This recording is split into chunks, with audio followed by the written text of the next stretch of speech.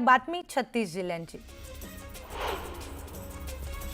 विदर्भासह महाराष्ट्रातील अनेक जिल्ह्यांमध्ये गेल्या काही दिवसांपासून संततधार पावसाने हजेरी लावली आहे। चंद्रपूर, नागपूर, वर्धा, गोंदिया, भंडारा, अमरावती, अकोला, बुलढाणा, वाशिम या सगळ्याच जिल्ह्यांमध्ये पावसाचा जोर कायम असून हवामान विभागाने काही जिल्ह्यांसाठी रेड अलर्ट तर काहींसाठी ऑरेंज अलर्ट जारी केलाय। मावळ तालुक्याची तहान भागविणाऱ्या पवना धरणामध्ये यंदा पावसामुळे मुबलक जलसाठा झालाय।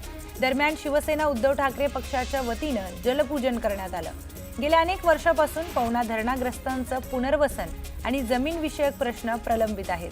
सरकारे बदलली पण धरणग्रस्तांच्या व्यथा तशाच कायम आहेत। पूर नियंत्रणासाठी उजनी धरणातून भीमा नदी पात्रात पाण्याचा विसर्ग वाढवण्यात आलाय।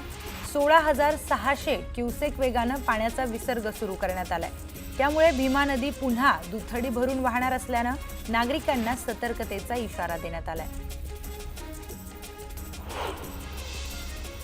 सातारा जिल्ह्याच्या पश्चिम घाट आणि प्रमुख धरण क्षेत्रामध्ये मुसळधार पावसानं हजेरी लावली आहे। त्यामुळे कोयना धरणाच्या पाणी पातळीमध्ये वाढ झाली आहे। कोयना धरणाचे दरवाजे पुन्हा उघडण्यात आले असून 23,000 क्युसेक वेगानं विसर्ग सुरू करण्यात आलाय। त्यामुळे नदीकाठच्या नागरिकांना सतर्कतेचा इशाराही देण्यात आलाय। जळगाव जिल्ह्यातील रावेर तालुक्यातल्या सातपुडा पर्वत रांगांमध्ये असलेलं गारबर्डी धरण भरले। त्यामुळे धरणातून पाणी ओसंडून वाहू लागले। धरणातून सुकी नदी पात्रामध्ये विसर्ग सुरू झाला असून सातपुडा पर्वत रांगात असलेलं हे धरण पाहण्यासाठी पर्यटकांची देखील गर्दी पाहायला मिळते। जळगाव जिल्ह्यामध्ये दडी मारलेल्या पावसानं हजेरी लावल्यानं शेतकऱ्यांना काहीसा दिलासा मिळालाय। पिकांना जीवनदान मिळाल्यानं बळीराजा सुखावलाय तर काही भागांमध्ये पावसाच्या टपोऱ्या सरी बरसल्यानं शेतातील ओढे, कालवे आणि विहिरीतील पाणी पातळीत वाढ झाली आहे। तर शिवसेना उद्धव बाळासाहेब ठाकरे पक्षाचे पक्षप्रमुख उद्धव ठाकरे यांचा आज 65वा वाढदिवस आहे। तर उद्धव ठाकरेंच्या वाढदिवसानिमित्त ते आज दिवसभर मातोश्रीवरच सर्व कार्यकर्ते आणि नेत्यांना भेटणार आहेत। पक्षप्रमुख उद्धव ठाकरे यांना इतर राजकीय पक्षांकडून कोण फोन करतंय, कोण शुभेच्छा देतंय यावर खरं तर सर्वांचं लक्ष असणार आहे। मुख्यमंत्री देवेंद्र फडणवीस यांच्यासोबतच मनसे अध्यक्ष राज ठाकरे हे आपल्या मोठ्या बंधूंना वाढदिवसानिमित्त शुभेच्छा देणार का हे आता पाहावं लागेल। महापालिका निवडणुकीपूर्वी दोन्ही ठाकरे बंधू एकत्र येणार का यावर खमंग राजकीय चर्चा गेले काही महिन्यांपासून सुरू आहे। तर मराठी भाषेच्या मुद्द्यावरून दोन्ही ठाकरे बंधू एकत्र आलेलं सर्वांनी पाहिलं। आता त्यांच्या राजकीय पक्षांचीही अधिकृत युती होतीये का हे आता पाहावं लागणार आहे। त्यासाठी आज उद्धव ठाकरे यांच्या वाढदिवसानिमित्त देण्यात येणाऱ्या शुभेच्छा या दोन्ही ठाकरे बंधूंच्या युतीसाठी आणखी एक पाऊल पुढे टाकणारा ठरणार का हे पाहणं देखील महत्त्वाचं ठरणार आहे।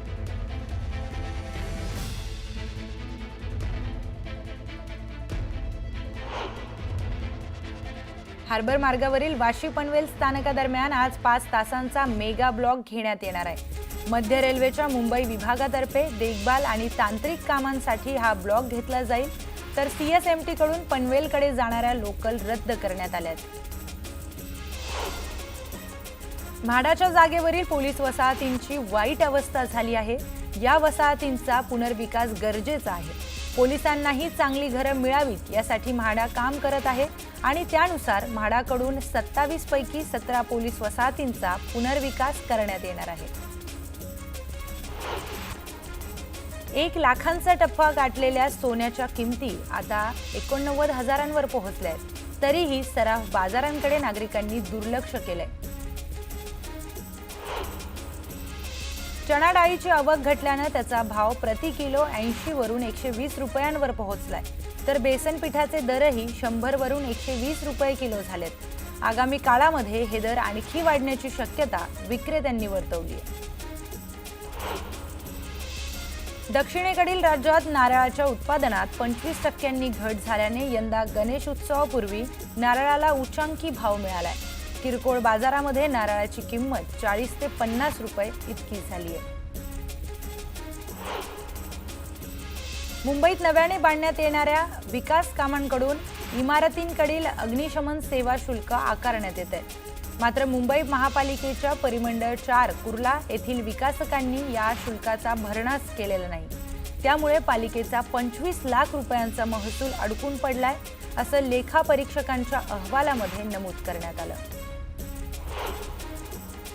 वादळी वाऱ्यासह कोसळणाऱ्या पावसाच्या शक्यतेमुळे विविध बंदरांमध्ये 5व्यांदा धोक्याचा इशारा देण्यात आलाय आणि त्यासाठी 3 नंबरचा बावटा झळकवण्यात आला।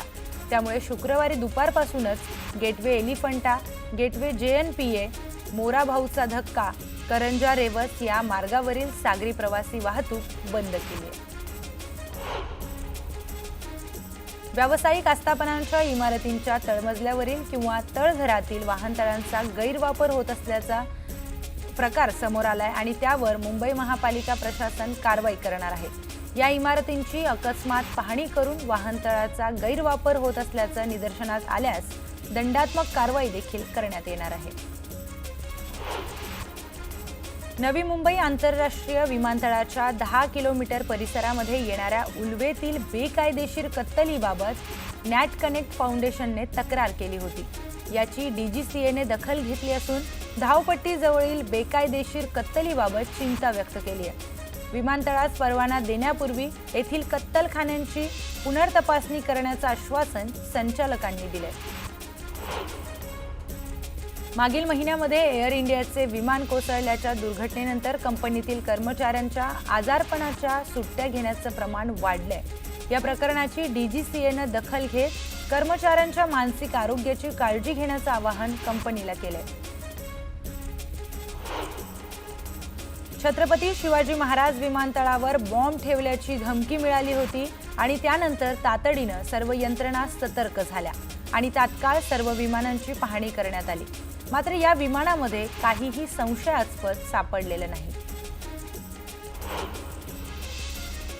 खारफुटींवर बेकायदेशीर भराव टाकणे, कचरा टाकणे आणि यामुळे खारफुटी नष्ट करण्याचे प्रकार केले जात आहेत। या प्रकाराला आळा घालण्यासाठी पर्यावरणवादी वनशक्ती या स्वयंसेवी संस्थेने स्वयंसेवकांच्या मदतीने नेरूळ येथील सारखोळे खारफुटी जंगलातून तब्बल 1200 किलो अविघटनशील कचरा बाहेर काढलाय।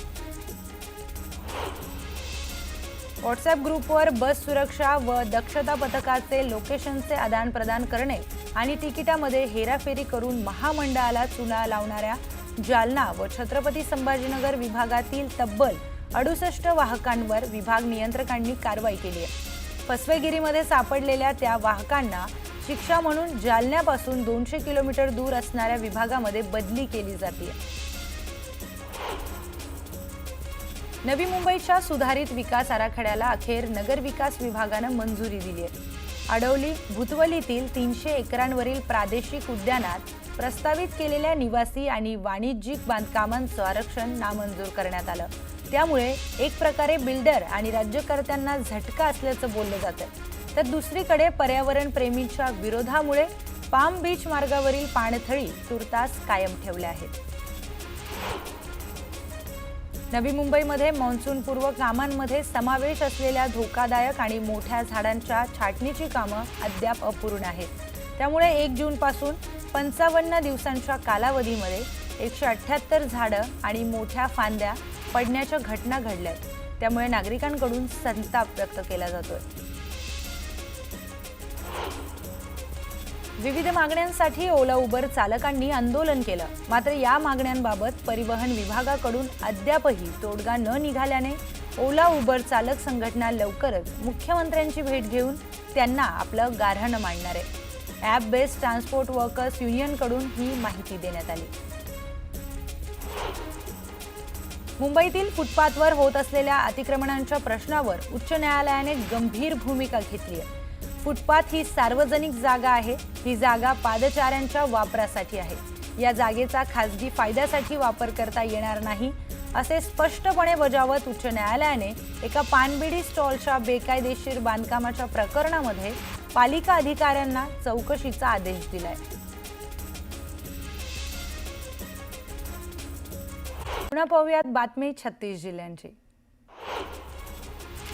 भंडारा जिल्ह्यात पडत असलेल्या मुसळधार पावसानं जनजीवन प्रभावित झालंय। गोसेखुर्द धरणाचे 19 दरवाजे 1 मीटरनं तर 14 दरवाजे अर्ध्या मीटरनं उघडण्यात आले. धरणातून होणाऱ्या विसर्गामुळे वैनगंगा नदीच्या पातळीत वाढ झाली आहे. मावळात पावसाचं जोरदार पुनरागमन झालंय. अशामध्ये पुणे मुंबई एक्सप्रेस वेवरील खंडाळा घाट माथा धुक्यात हरवून गेलाय. अमृतांजन पॉइंटच्या परिसरामध्ये आल्हाददायक वातावरणाचा आनंद लुटण्यासाठी मंकी पॉइंटवर देखील पर्यटकांची गर्दी वाढू लागली आहे. जळगाव जिल्ह्यातील मुक्ताईनगर शहर कचऱ्याच्या विळख्यात सापडले. भागामध्ये बऱ्हाणपूर रस्त्याच्या कडेला डम्पिंग ग्राउंडचं स्वरूप प्राप्त झालंय. कचऱ्याच्या दुर्गंधीमुळे शहरातील नागरिकांचं आरोग्य संकटात सापडलंय. श्रावण मासाच्या प्रारंभानिमित्त जळगाव शहरातील श्री भवानी मंदिर येथून श्री क्षेत्र रामेश्वर येथे आजपासून कावड यात्रेला उत्साहात प्रारंभ झाला. हजारो भक्तांच्या उपस्थितीमध्ये कावड यात्रेचा शुभारंभ ढोल ताशांच्या गजरात आणि हर हर महादेवच्या जयघोषामध्ये झाला. भंडारा जिल्हा मध्यवर्ती सहकारी बँकेची निवडणूक आज मतदान होणार आहे. तर सहकारी विभागाने निवडणुकीच्या मतदानासाठी तयारी पूर्ण केली असून आता निवडणूक यंत्रणेची अंतिम टप्प्यातली तयारी सुरू झाली आहे. निवडणुकीसाठी 11 केंद्रांवरून मतदान घेतलं जाणार आहे. मावळातील बेलज गावात एक हृदयद्रावक घटना घडली आहे. 15 वर्षीय दीक्षा ओहाळ हिने आंध्र धरणाच्या पाण्यामध्ये उडी घेतल्यानं तिचा पाण्यात बुडून मृत्यू झालाय. पाण्यात उडी घेण्यामागचं कारण अद्यापही अस्पष्ट आहे. रायगड जिल्ह्यातील उरण तालुक्यातील 8 मच्छीमार हे शासनाची बंदी असतानाही खोल समुद्रात मच्छीमारी करण्यासाठी गेले आणि त्यांच्या बोटीचा अपघात झाला. बोट उलटल्यानं त्यातील 5 जण पोहत समुद्रकिनारी आले. मात्र त्यातील 3घांचा अद्यापही शोध सुरू आहे. सोलापुरातील नई जिंदगी परिसरामध्ये दहशत माजवणाऱ्या सालार टोळी विरोधात पोलिसांनी मकोका अंतर्गत कारवाई केली आहे. या कारवाईमध्ये 6 जणांविरोधात गुन्हा दाखल करत त्यांना अटक करण्यात आली. जळगाव जिल्ह्यात एक मन सुन्न करणारं सिरियल किलिंग प्रकरण उघडकीस आलंय. एका नराधमानं महिलांशी प्रेमाचं नाटक रचून विश्वास संपादन करून शरीर संबंध प्रस्थापित केले. त्यांचा खून करून मृतदेह जंगलात फेकल्याचं निष्पन्न झालंय. पत्नीला काळ्या रंगावरून टोमणे मारणे क्रूरता ठरत नाही असं निरीक्षण नोंदवत हायकोर्टानं एका पतीची निर्दोष सुटका केली. सत्र न्यायालयानं 1995 मध्ये संबंधित पतीला दोषी ठरवत 5 वर्ष कारावासाची शिक्षा सुनावली होती.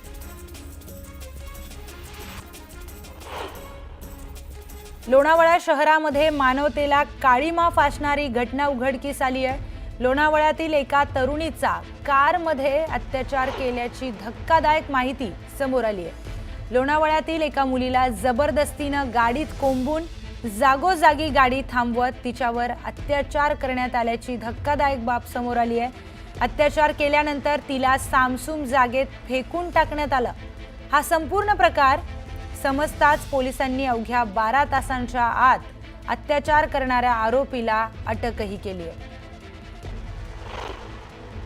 एका मुलीवर 3 लोकांनी अत्याचार केल्याची FIR होती, परंतु त्याच्यात एक आरोपी निष्पन्न झालेला आहे आणि पुढील तपास चालू आहे. तपास सध्या प्राथमिक अवस्थेत असल्यामुळे जास्ती माहिती देणं योग्य होणार नाही तपासाच्या दृष्टीतून, परंतु गुन्हा उघडकीस आलेला आहे आणि आरोपी ताब्यात घेण्यात आलेला आहे. राज्यभरात 11वी प्रवेशासाठी सुरू असलेल्या 3ऱ्या फेरीमध्ये 26 जुलैपर्यंत कॅप आणि कोटा प्रवेश मिळून एकूण 93,061 विद्यार्थ्यांचे प्रवेश निश्चित झालेत. सध्या 3री फेरी सुरू असून यामध्ये 77,707 विद्यार्थी कॅप पद्धतीनं तर विविध कोटा अंतर्गत 22,354 विद्यार्थ्यांनी प्रवेश घेतले आहेत. शाळांमध्ये विद्यार्थ्यांच्या सुरक्षेसाठीच्या उपाययोजना आणि सुविधांचं ऑडिट करणं अनिवार्य आहे, असा आदेश केंद्रीय शिक्षण मंत्रालयानं सर्व राज्यांना दिलाय. तर राजस्थानमधील झालावडमध्ये झालेल्या दुर्घटनेनंतर केंद्र सरकारनं हे आदेश दिलेत. मुंबईमध्ये 2026 ते 27 या शैक्षणिक वर्षामध्ये 5 नवीन महाविद्यालये उघडण्यासाठी परवानगी देण्याचं प्रस्तावित आहे. त्यामध्ये दक्षिण मुंबई आणि दादर पश्चिम भागात प्रत्येकी एक महाविद्यालय असं सुरू करण्यास मुंबई विद्यापीठांनी परवानगी देण्याच्या विचारात आहे. वैद्यकीय शिक्षण विभागाच्या अंतर्गत येणाऱ्या मेडिकल महाविद्यालयांमध्ये शिकणाऱ्या UG आणि PGच्या विद्यार्थ्यांसाठी ई-लायब्ररी सुरू करण्यात आली आहे. त्यासाठी आवश्यक असणाऱ्या निधीसाठी सुधारित प्रशासकीय मान्यता देण्यात आली. तर छत्रपती संभाजीनगरमध्ये कारचा भीषण अपघात झालाय. धुळे सोलापूर राष्ट्रीय महामार्गावर अंगाचा थरकाप उडवणारी ही घटना घडली आहे. निपाणी शिवारात कार चालकाचं नियंत्रण सुटल्याने कार दुभाजकाला धडकली आणि त्यानंतर कार फिल्मी स्टाईलनं हवेत उडाली. अपघाताची घटना CCTVत कैद झाली आहे. सुदैवानं यात कोणतीही जीवितहानी झाली नाही. कारमधील दोघेही किरकोळ जखमी झाले. छत्रपती संभाजीनगरची ही घटना.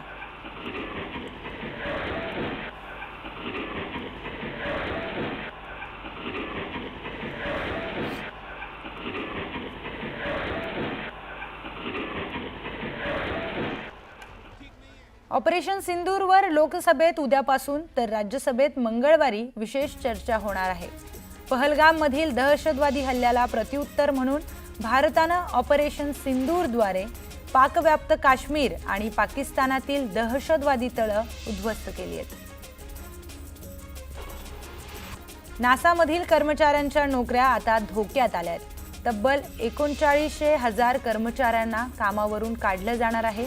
याचं खरं कारण डोनाल्ड ट्रम्प यांचा तो निर्णय आहे ज्यामध्ये ते संघीय कर्मचाऱ्यांच्या संख्येमध्ये कपातीपर्यंत फेडरल सरकारचं बजेट नियंत्रित करू इच्छितात.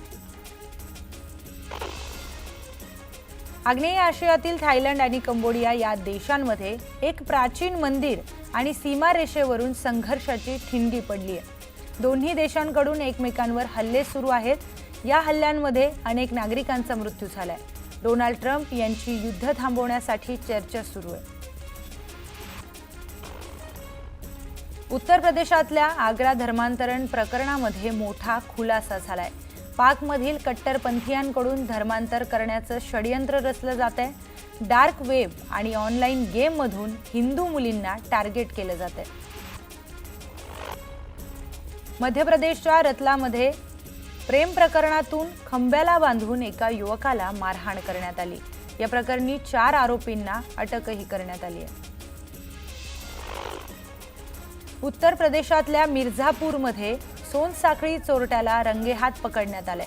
संतप्त जमावानं या चोरट्याला बेदम मारहाण केली. आशिया कप 2025चे वेळापत्रक जाहीर झाले आहे. ही स्पर्धा 9 सप्टेंबर ते 28 सप्टेंबर दरम्यान UAE मध्ये खेळवली जाईल. भारत आणि पाकिस्तान यांच्यातील सामना 14 सप्टेंबर रोजी खेळवला जाईल. तर भारत आणि पाकिस्तान यांना एकाच गटात ठेवण्यात आलंय. ही स्पर्धा T20 स्वरूपात खेळवली जाईल.